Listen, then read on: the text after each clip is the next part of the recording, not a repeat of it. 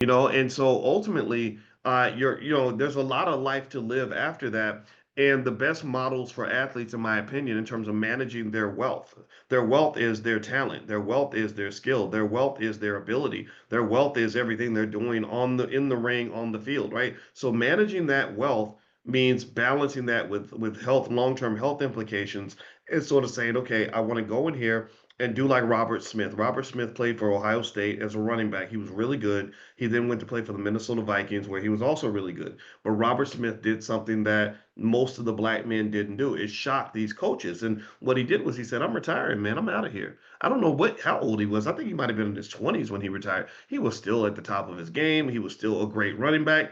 And they were like, why would you quit when you could go out there and keep getting brain damage for another 10 years? Robert said, because I want to have a good life after I'm done playing football. I want to be healthy. I want to watch my grandkids grow up. So Robert walked away at a time where it made sense, right? Just like a lot of drug dealers. You ever watch the movies where the drug dealer, if he had just saved his money and walked away at the right time, he could have been rich for the rest of his life. But instead, he had to do one more run, make one more deal, and then that's when his best friend, gets him set up with the feds, and then he goes to prison for 30 years, right? So knowing when to walk away is really important, I think, for a lot of athletes. Dr. Myron Rolle is another guy I just have so much respect for. Myron Rolle, I would almost say we're friends. We follow each other on Instagram, and he sent me a copy of his book, and he was messaging me and stuff like that. And Myron Rolle is just, I didn't even say it because when you meet somebody that's kind of famous and stuff, you don't want to fan out and be like, oh my God, I'm such a big fan, because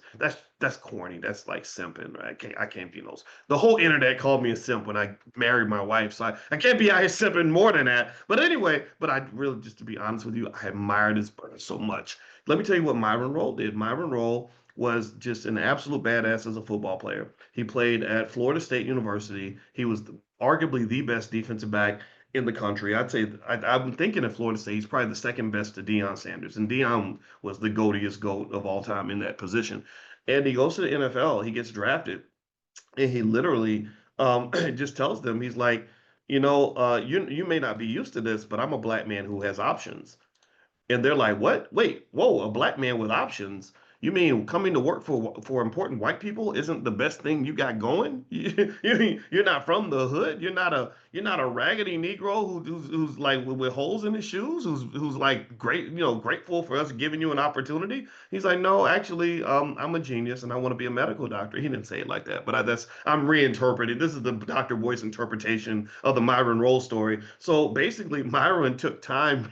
He got drafted in the NFL and said, I want to go to Oxford. And he did a fellowship, I think, in Oxford for a year or two. And then he's like, okay, now I'm ready to play football. And then he came back and he had a great career in the NFL. Now Myron I think he does brain surgery on babies or something. He's like a pediatric neurosurgeon or something. I don't know exactly where he went. I remember seeing prestigious names like Harvard and Johns Hopkins.